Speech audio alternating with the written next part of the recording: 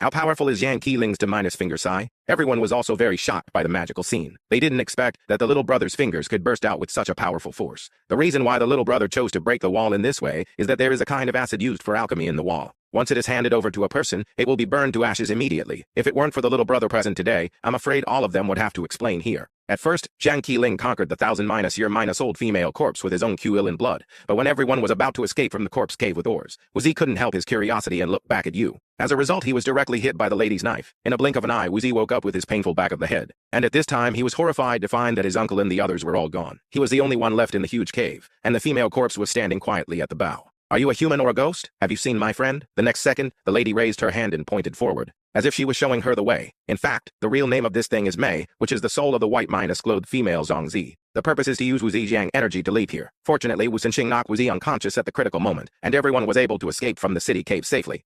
Afterwards, they came to a forest according to the route of the book. At this time, Hai Xiao accidentally fell into the deep pit under his feet, which just happened to let them determine the specific location of the tomb. Then Wu Xinqing took out the tool from his bag and prepared to dig. They first used a hammer to smash the luring shovel into the ground. Whenever the length of the steel pipe was not enough, they would continue to add a section at the tail. When they knocked until the 13th section, the luring shovel finally reached the top of the tomb. Then Wu Xinqing pulled the shovel up section by section by section, but he didn't expect that the soil they finally pulled up was red, as if the cloth was soaked in blood, which means that the shaking below must be extraordinary. But now they can't care so much. They can only dig down at the previous position. After half a day of digging, they finally saw the real entrance to the tomb, and then everyone continued to go deeper along the hole. But before they had walked for long, they were blocked by a wall of corpses. Third Master, this mechanism is open from both sides. After hearing this, Wu Xinsheng instantly had a clue in his heart. After all, he was also an old hand who had been world for many years, so he just looked at the statues on both sides and quickly determined the location of the mechanism. He slowly put his hand into the mouth of the stone statue, and then exerted force, and the stone door weighing thousands of pounds opened so easily. But then, they encountered the second stone wall.